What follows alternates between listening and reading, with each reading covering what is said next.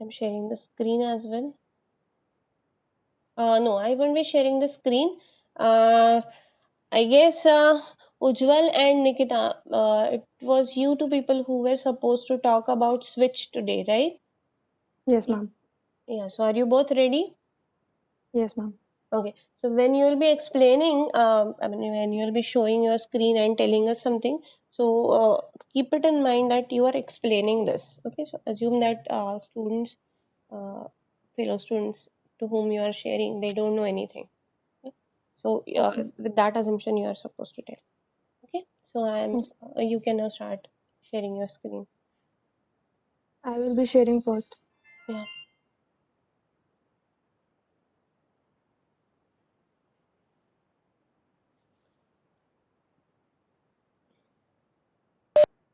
Is this visible? Zoom it a bit. Are you audible? Increase the font size. Yeah. Is this visible now? Fine. This is fine. Okay. So I hope everybody remembers this question we had in our tutorial to create the basic calculator.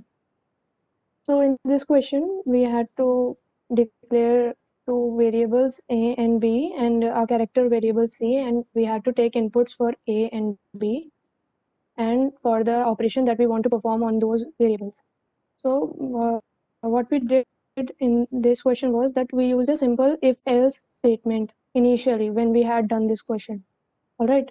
So what we are doing is that we are comparing this input character C with the character entered by our user, and we have to repeatedly write this if condition inside the condition statement brackets, and the computer will be repeatedly checking this.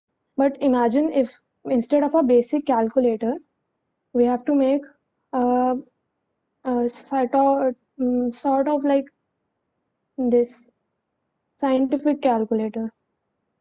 So in this case, writing down these comparison statements inside the if would be a bit of a tedious job. So for this, we will be using with statements.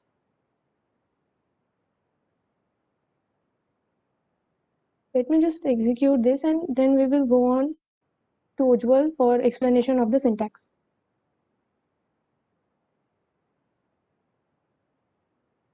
I want 2 and 81, and I want the square root. It goes like this. So I would like Ujjwal to share his screen, explain the syntax of the switch statements and how they are working.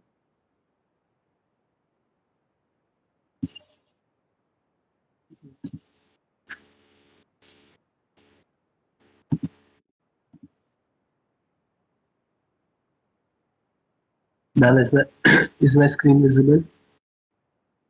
Yeah, it is visible now. Yes. So the syntax used in the switch case statement is we have to mention the variable which we are going to compare inside these brackets, and then we have to apply the case to the variable. Now, since I have initiated the CGPA variable as an integer, we can only have integers in the case statements. The case statement is followed by brackets in which you have by parentheses in which you have to write the value which, if true, then what you want to execute. This should be followed by a colon and the code you want to execute, and the break statement if needed. If you use the break statement, this loop is exited and we go to the next line.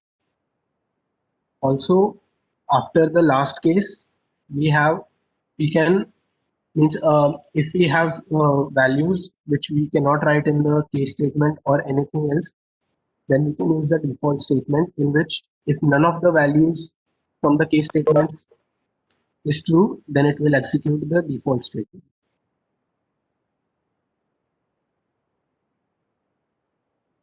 I would like to add on that in switch statement, this default case is just optional, which may appear or may not appear at the end.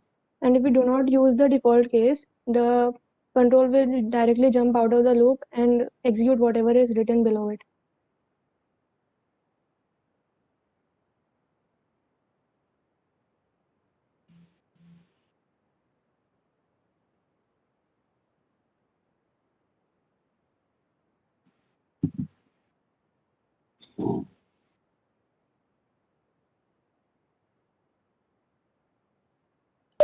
Ujjwal, are you done?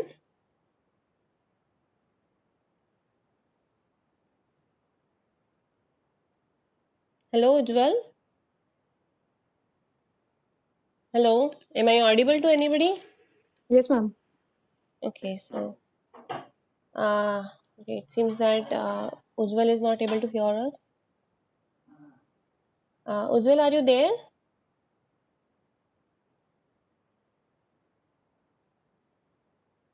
There seems to be a connection error, I guess. Okay, fine. So anyways, so what I'll do is, Ma'am, there is also one more thing, that the constant expression for a case must be of the same data type as the variable in the switch. And it should be either a constant or a literal. please, sorry, I missed what you were saying. So can you please repeat what was that you were saying? Yes, ma'am. Ma'am, the constant expression for a case must be of the same data type as the variable in the switch. And it must Yeah. be a constant or a literal. Yes, yes. Okay, fine. So, fine. So, what Nikita is saying is that, okay, so what Ujjwal was, Nikita, can you share your screen? Let me try. Okay, so I'll be able to explain it based on what you were saying. Ma'am, there is an error message that Ujjwal will stop sharing content as soon as I start. Yeah, go Is ahead. he sharing? Over it. Ma'am, he will be joining shortly. There was some error in his computer. Okay, fine. So we'll wait till Ujjwal joins. Okay, so meanwhile, I'll let everybody else know what exactly is happening. So what the statement switch keys. Okay, Nikita, in that case, let Ujjwal come. By that time, you can share. Once Ujjwal is here, then Ujjwal Yes, yes. can take over and he can complete. Okay, so Yes. see, if you see over here, then in that switch, whatever Nikita has written at line number 33, there is the C. C is a variable in which Nikita must be taking input from the user. Okay, C can be of any data type like integer. It can be a character. I suppose in your case, Nikita, if I'm right. This is character. Yeah. So Nikita is taking character from the user, and depending on what character user is inputting, accordingly that switch statement is being executed. Okay. So if user is inputting character plus, okay, then Yes. whatever is there at line number 35, that is being executed, which is addition of these two numbers. Okay. So if user decides to input another character, let's say which is there at line number 43, that is for dividing one number by another number, then accordingly whatever is written inside that particular case, that statement is executed. So as Nikita and Ujjwal have both of them have told us, so this is just a way out to get rid of all those multiple if else statements. Okay, so you don't have to write down these many if else statements. It's like there are so many switches and you just put that switch on, which is having a particular tag onto it. So you have to compare the input that is given by user with the tags which are there on those switches. So all these switches are given tags and user is asked to give input, and you have to compare that input with those tags, and accordingly that particular switch needs to be put on. Everything else is off, only one switch will be put on, and accordingly that set of statements which are there written inside that case will be executed. There can be many such statements. Okay, so inside that it need not be only one single statement. Okay, so I think Ujjwal is not able to come back, so we'll go ahead with this. But Ujjwal has also shown us that you can write down. Here also Nikita has written default, okay, which is there at line number 54. Okay, so this is the default case. Okay, so Nikita, can you show us how exactly default case works? When default thing will be executed? So whatever that you Okay, have written. let me just run this. Yeah. So we will enter two integers. And instead of an operator, we will just enter any other value. So this default case works whenever our case does not match with any of the input values. Yes. So as Nikita has demonstrated, so you have 4, 5, 6, 8 number of tags here written on different switches which you have created. But the user may not input what you want user to input. If user is not wise enough to select a proper input, and if user decides to enter something else, then the default one gets executed. And that default one is what she has written over here, that the input that is given by user is invalid, and hence operation cannot be performed on that, these two numbers. Okay, so I hope the switch statement is clear. Okay, this entire switch is one single statement. Okay, it is again used to control the flow. Okay, so from where to where, which statement to which statement one has to go and execute, so accordingly, so that flow is being controlled. Nikita, can you also explain us use of break? So why you are Yes, using ma'am. break over here? Okay. So when a break statement is reached, the switch terminates and the flow of control jumps to the next line following the switch. Let me just demonstrate this. If I remove this break statement here, and even this one, and even this one, and I save it and run this. So I type some integers and I give the operator which is not having a break statement below it, like -1. So the loop will execute all of the operations that do not have the break statement because the control does not jump out of this loop. Yes. So what Nikita is showing us is that, so let's say for example, after this negative sign, okay, so subtraction sign, break statement is not written. Hence, once the switch of that negative sign is put on, thereafter control goes directly to line number 41. Okay, even when you have not entered multiplication symbol, still symbol, I mean still that particular thing is being executed. Okay, so and that's why you need to have break before the next case. Ma'am, this INF is because there is this power execution as well, and I think there is an float overflow over here. I mean, 454 to the power 89 is a quite large number. Yeah, so that's why inf is being written over there. Yeah. Yes. Ma'am, if we give multiplication as the input here, then the minus sign will also get executed No, in that this won't code be only. executed. No, let me just show you. So the first control, the first time when where you are going in, that is being enter the multiplication sign. So you have given 4 and 2. So 8 is being right now shown, which is multiplication of 4 and 2 and 4. Then 2 divided by 4 is what is happening, which is 0.5, and then 2 raised to 4, which is 16. Okay, so it has not gone in that second case, okay, which is that of subtraction. So it's not like break is not going to decide whether it is going to go in or not. Break is only going to control when it is going to come out. Okay, so having a case written is like giving it a pass. Okay, so if you give that pass, then everything else will be whatever is there below that, everything else will be executed. So from Okay, where ma'am. you are letting it go in. So in order Okay, to ma'am. let it come out, you have to have that break statement. Okay, otherwise entire switch statement will be executed. Is this clear? Excuse me, ma'am. Yes. Ma'am, I'm back again. Yeah, Ujjwal is back. Ujjwal, is that you? Yes, ma'am. Okay. Yeah. So there is one query, I guess. We'll address that query and then I'll hand over control to you once again. Although we have been able to talk about most of the features over here, but still we'll give you a chance. Okay, so Shreya, I guess you were having a query. Yes, ma'am. It is a query not really related to switch case. In line number 50, Nikita, can you just scroll down? Yes, which one? I think the root one. Yes, line number Yes. 32, where Okay. you have written C. 32. This one.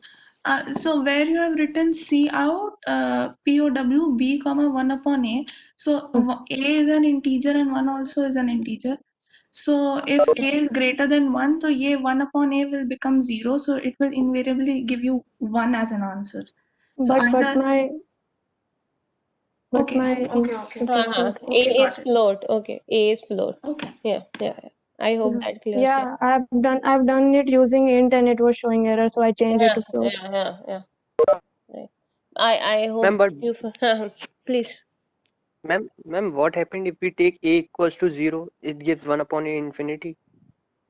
Nikita, show us what happens in that case. So Let we that be want to do division or power.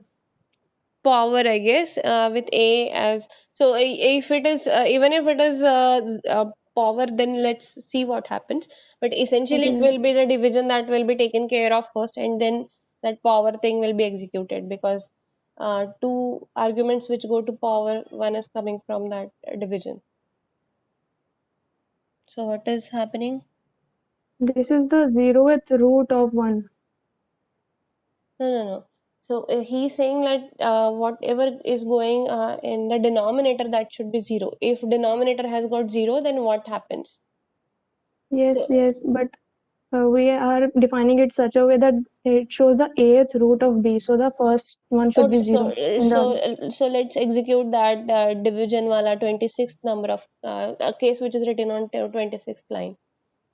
No, actually I already pressed enter. Okay, fine. So demonstrate it once again. Okay. Division 1, right?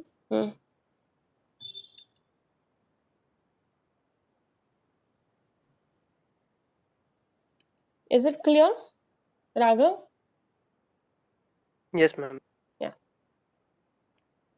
Okay, fine. So Ujjwal, are you there? Nikita, you may please stop sharing your screen. Yes, ma'am. Yes, ma'am.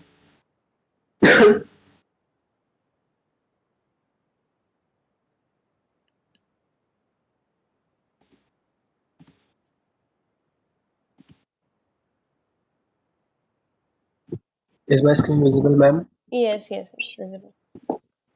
Okay, the example that you have picked that really resonates. Okay, fine. Okay. Ma'am, I'm running the code.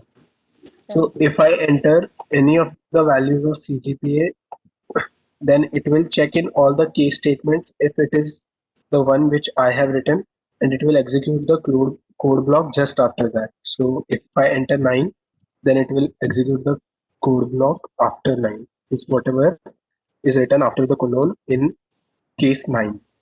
The break statement is not necessarily important. It is used to just get out of the loop directly, and we may not use the break statement as well.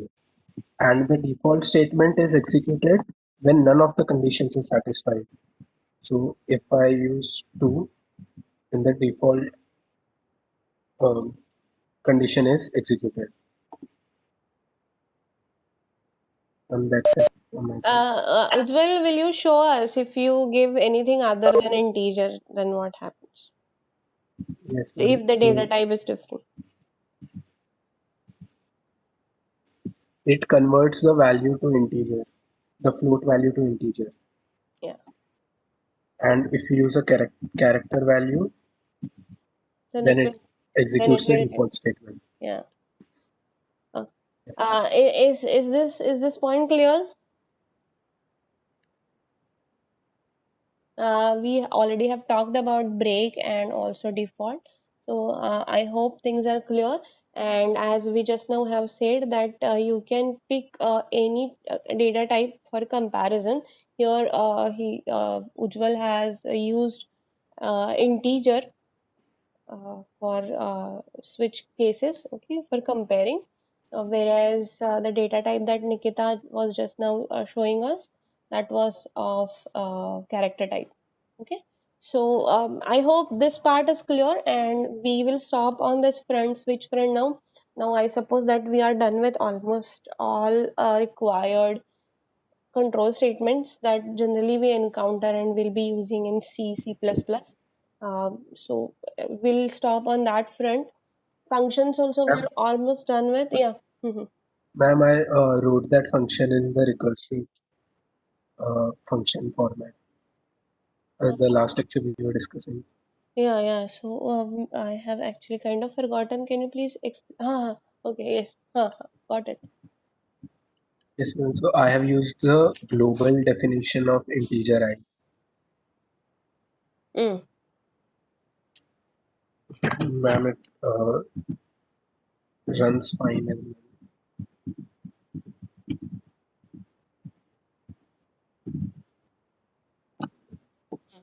So what different have you done? Can you explain it to your friends? So ma'am, I have used just two data types for input and not three. Hmm. So I have declared integer I equals to 0 on a global scale, and then inside this function, it is normally what we did in the last class. okay, yeah, fine. So anyway, we are scheduled to talk about it sometime.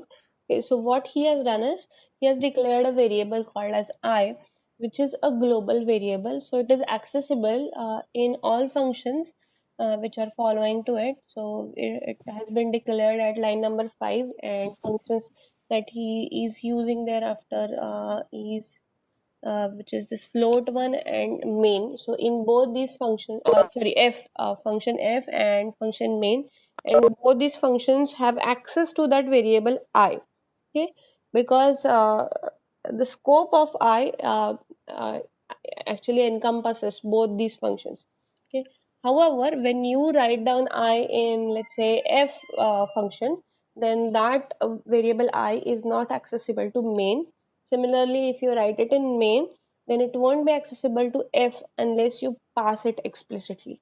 Okay, otherwise you won't be able to access those variables if you declare inside, and if you don't pass those variable, either variable locations or variable values, then they won't be able to access, I mean, you won't be able to access them outside that particular function.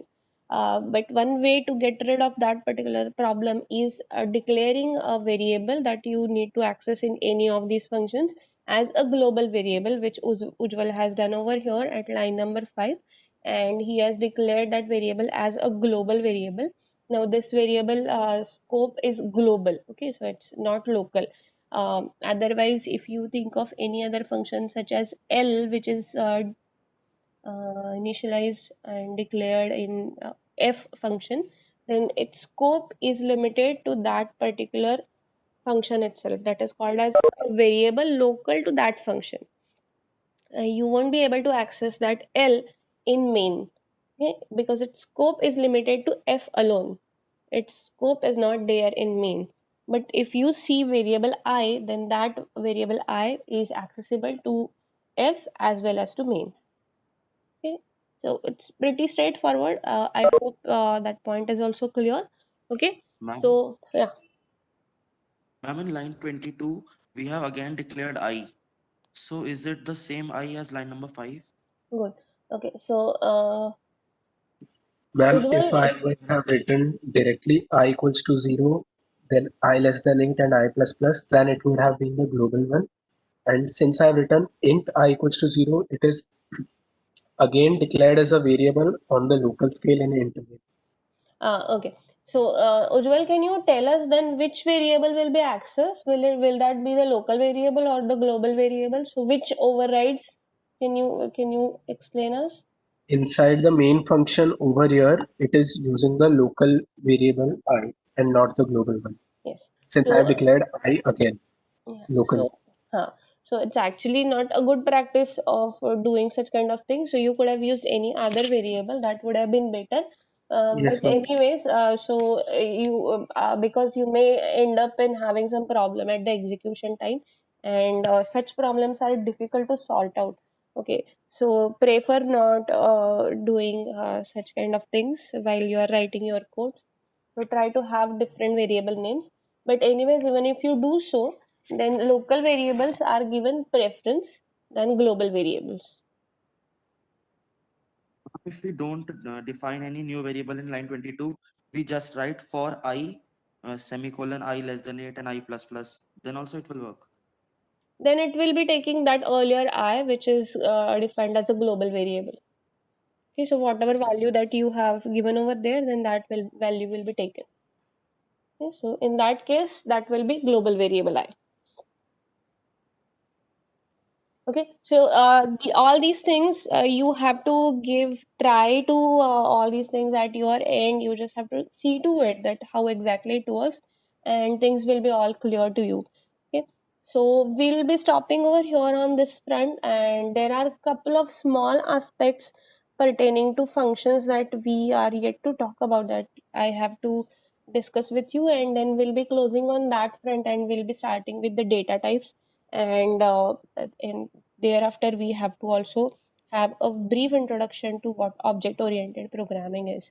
Okay, when is your last date of instructions? 19th of Feb. So we have exactly 1 month with us. Okay, fine. So I hope we'll be able to give enough justice to this course. We'll try to see. Okay, so now I will start sharing my screen. Excuse me, ma'am. Yes, please.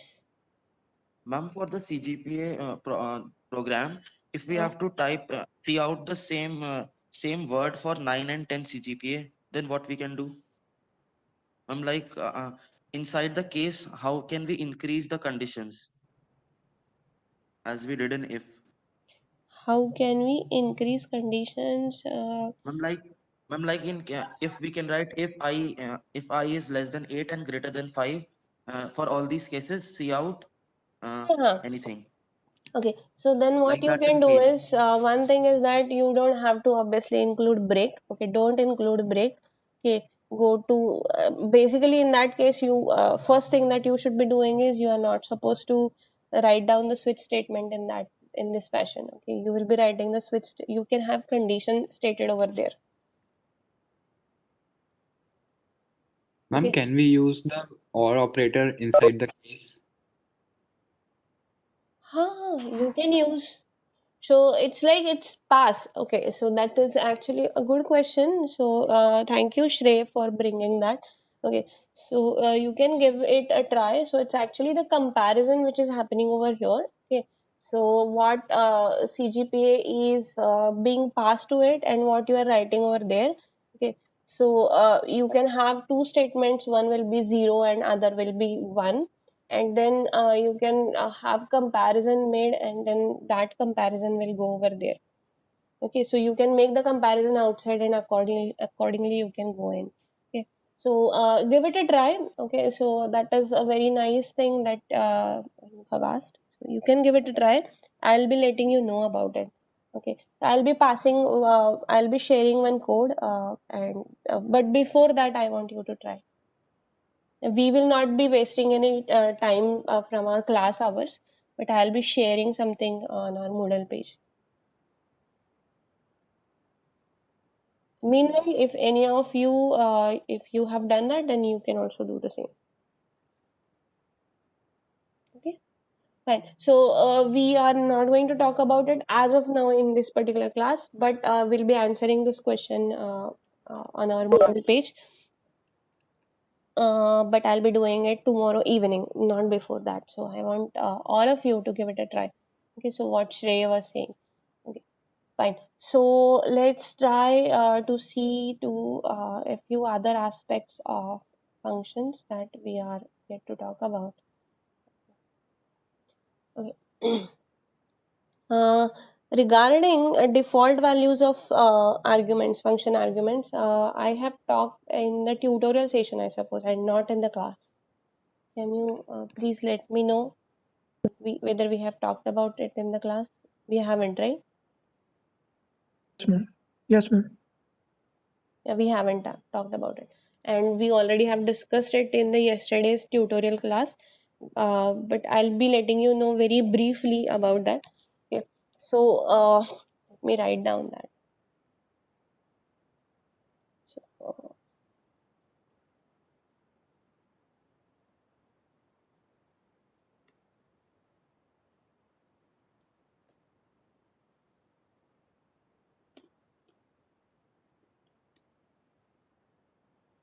let me first of all write down the main function.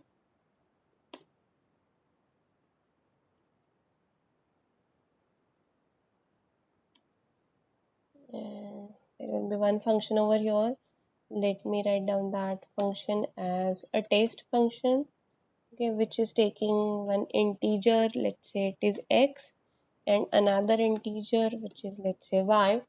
Okay, and I'm giving some default value of y, which is, let's say, equal to 1. Okay, and in main, now I'm again defining one integer which is called as m, and let it be having value equal to 2, and then one more integer which is n, which, let's say, has got value as of now equal to 3. Okay, and I'm saying that see out test, and in that test obviously I have to do something with these x and y, and I'm returning, let's say, addition of these two.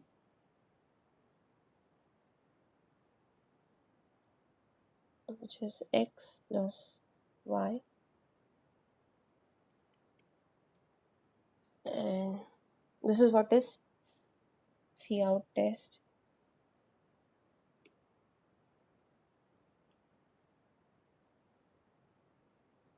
and then return 0. Okay, so let me run this code.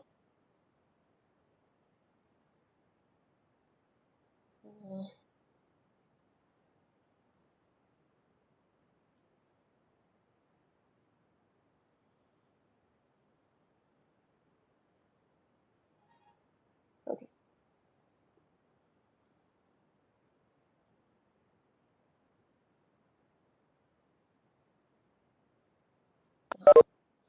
Okay, fine. So can you tell me what is the mistake that I've done? Test में आपने value 2 और 3 नहीं डाला. पास ही नहीं किया, right? So yeah. Are you able to see this? Are you able to see this? What is happening? There is it's pretty straightforward. Okay, so we are giving m and n values to this function test.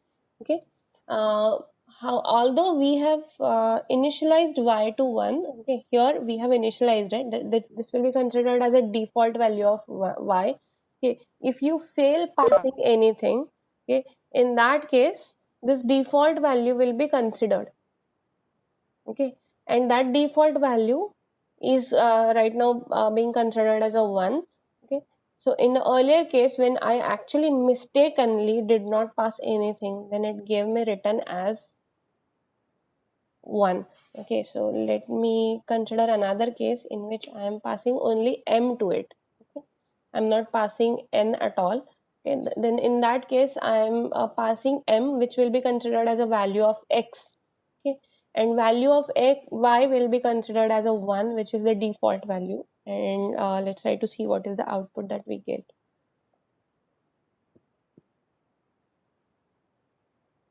3, right? So the output that we are getting is x plus y, which is equal to 2 plus 1, which is 3. Y is considered to have value equal to 1 in this case. Okay, so the test function is being executed even when you are not passing anything to it. So that allows you to give I mean, this is allowed because you are initializing it over here. Okay, so you can initialize all these variables to certain value. Let's say 3 here, and now if I don't pass anything, then it will give me 4 as output. So it is giving me 1.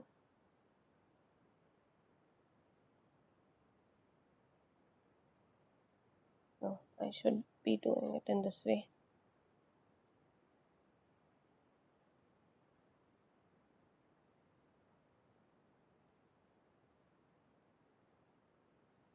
Is this clear? So right now at line number 13, okay, what I have done is I have called a function test. Okay, it will be considered as a function only when I put these brackets like this. Okay, and now when I'm calling this function test, then at that time, okay, since I'm not passing any value to this, it is invoking default values of x and y, and that is why we are getting 4 as the output. Is this point clear? I hope so. Either I am not audible or there is any query. Ma'am, I have a doubt that like when you didn't keep the parentheses, like it was 0 to Yes, 1, like yeah. why it was showing like that? Why it was showing 1. Yeah. So now that is a big question, and I want somebody to direct to the answer. Okay.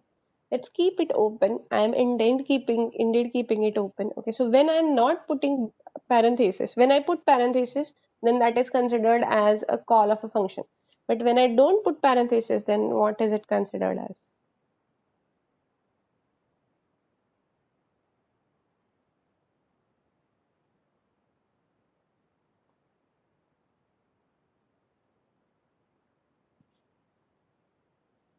Let me put another. Ma'am, is it address or something? Varun, I am not able to actually hear you properly. Ma'am, is it address So Varun is, without parentheses? Varun is saying something. I guess address. Is that what you are trying to say? Okay, so let me say. Ma'am, is it address? Yeah. So Varun is saying if it is address. So I won't answer that intentionally. Okay. So let me write down Z here and let me try to execute. Now it says that it's not declared. But when I write down test, then it executes it.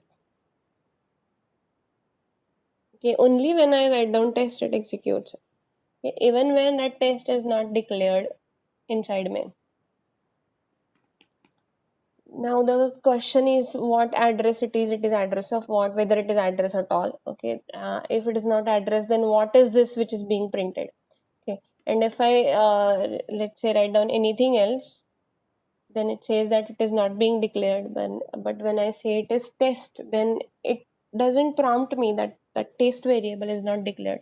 Basically, it is one thing which is clear, that when I don't have parentheses over here, then that is not the function call, but it is something which is similar to variable, right?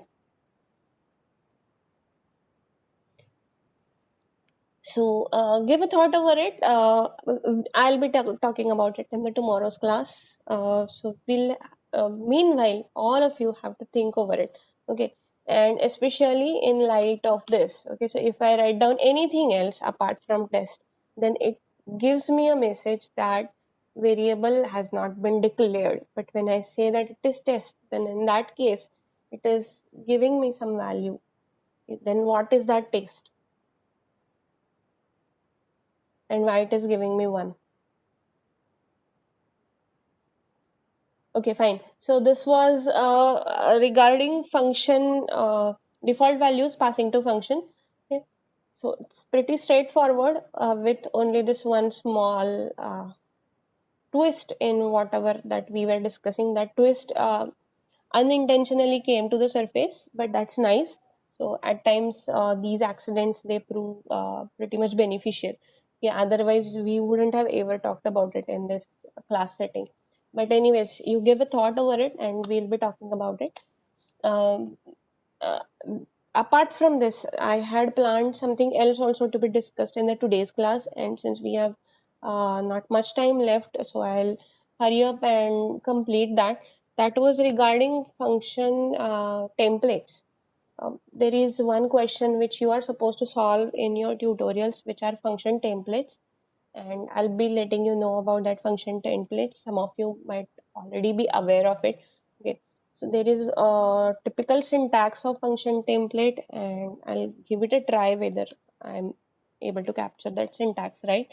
Okay, so function templates are specifically written to write functions to take work on any data type. Okay, so for example, this particular test function that I am writing over here, okay, that works only on integer data types, right? So if, let's say, if I pass m and n, which are not integers, okay, then it will convert it to integers and it will work onto it in that way. Or let's say if I write down another function, okay, a similar function, okay, but with float data types, then it will execute that function. So let me, this is part of that function overloading that we already have seen. So let these two data types be floats, and let the output also be float type, and let this be float m, and this also be, and this be 2.0, that's also okay, or 2.5, let's say, okay. And m and n we are passing. So right now what we are passing to test, so those are float type, float data types, which are m and n, and that's why whatever that we have written over here in this second function test, which starts at line number 12 and ends at line number 15, okay, so that test function is called. At line number 12 we are simply defining what that function is, that is the type of, I mean, what are input and output data types. So that is what is being defined over here, and what that function is supposed to do, that starts from line number 13 and ends at line number 15. So that particular function will be executed, and output that you are going to get from this test will also be of float type, and it will print 5.5 on the screen, right? So it has picked up second function test but not the first function. So in order to work with two different data types, we have to have two different functions written over here. Essentially there is no any difference between the first test function and other test function, apart from these two data types that the function is taking in and giving out. So it's not a very good idea to write down multiple functions to carry out the same job just because data type is different. That's where this function template is something which comes handy, and we can define, we can rather keep data type floating, so which essentially means that we can have any kind of data type declared. Okay, so we'll say that we'll do it in this way. We call it as template if I'm not wrong. Okay, then we will be saying name of the function, and we have to write it in this way. Just let me check out with the syntax it works over here. Data type, it must be type name or name type. I'll just check it out. Is there anyone who knows it?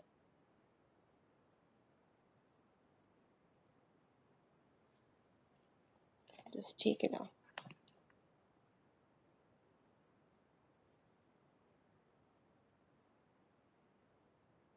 Give me a couple of minutes and I'll check it and I'll let you know.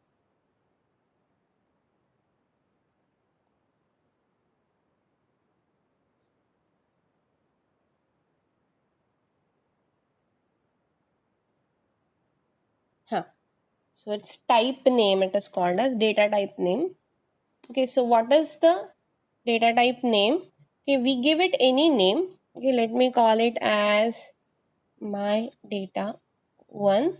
Okay, and I am calling it, then again I'll write down another data type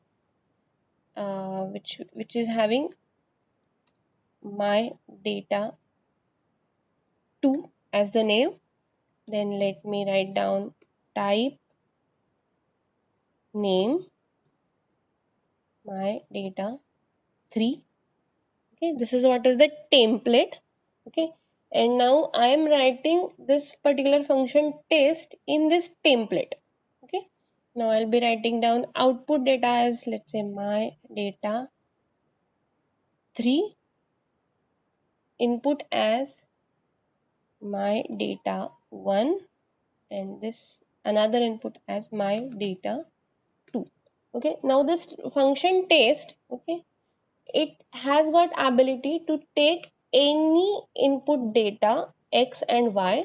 Okay, x, what is the type of data? X, it is what you are providing it to my data 1. Whatever is there in my data 1, that kind of data type x is able to take.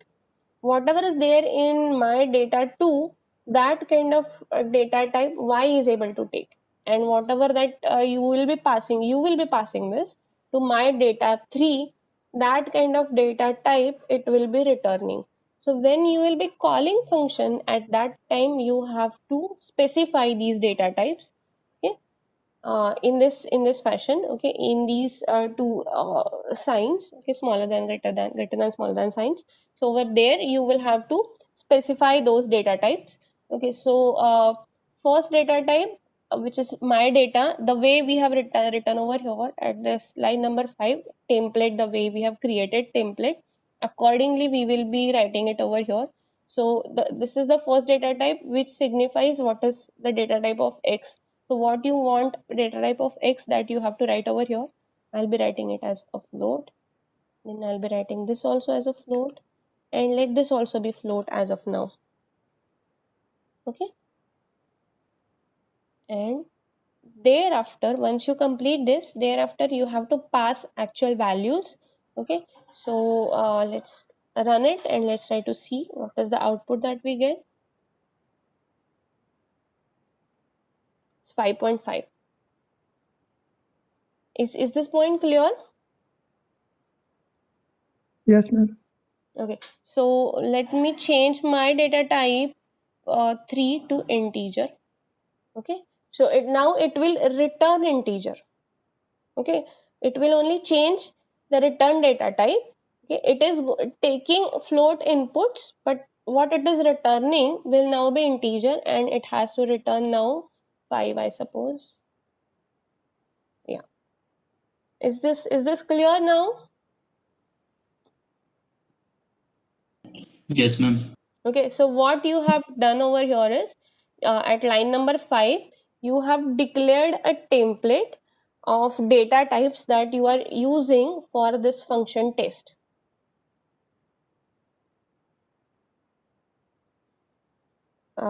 Is it clear? Yes, ma'am. Okay, fine. Yes, ma'am. Fine, good. So we'll be stopping over here for today. There are a couple of questions. One question I am going to discuss in the class tomorrow, and one question for which I said that I'll be posting one code on our page. Okay. So the question that I was I am supposed to discuss in the tomorrow's class is what happened to that test. Okay, so why test was giving us value equal to 1. Okay, and then what was the other question that I said that I'll be providing you a code with? So it went out of my memory. Can anybody tell me? I'm switch one. Okay. So having operators used in switch. Okay, fine. Okay, so we'll be having a look at these two things in the next class. I mean, one in the class and one I'll be posting it on our page. Okay, fine. So don't forget about getting divided into groups, and then I'll be letting you know how to proceed further in our Friday's class. Okay. So we stop over here for today. Thank you. We'll be meeting tomorrow. Excuse me, ma'am. Welcome. Excuse me, ma'am. Yes, please. Ma'am, in the tutorial 7, the question that you give, sorry, I should not discuss about it. Ma'am, if infinite solutions come, then what we have to print, either any of a solution or just simply printing out that there are infinitely many solutions possible. Is there any solution? Is there any question which has got infinite solutions to it? I'm like, if we are given three system of equations, then they can have infinite solutions also. No. Obviously, you cannot print an. Okay. So if you are talking about that particular question. Okay. So when obviously when infinite solutions are possible, then you just have to write down that infinite solutions are possible. That's it. You cannot obviously print all those infinite solutions, right? Ma'am, we have to take input of 3 questions in that program from user, or we have to mention it in our program by own? You have to take inputs from user. Okay, ma'am. Okay. Yes, ma'am. Okay, fine. Okay. How to do that question? You haven't told about 2D arrays. Yeah, we will be talking about it in the tomorrow's class. We are starting with data types, derived data types from tomorrow. Okay, then. Okay. Thank you, ma'am. Welcome. Thank you, ma'am. Welcome. Thank you, ma'am.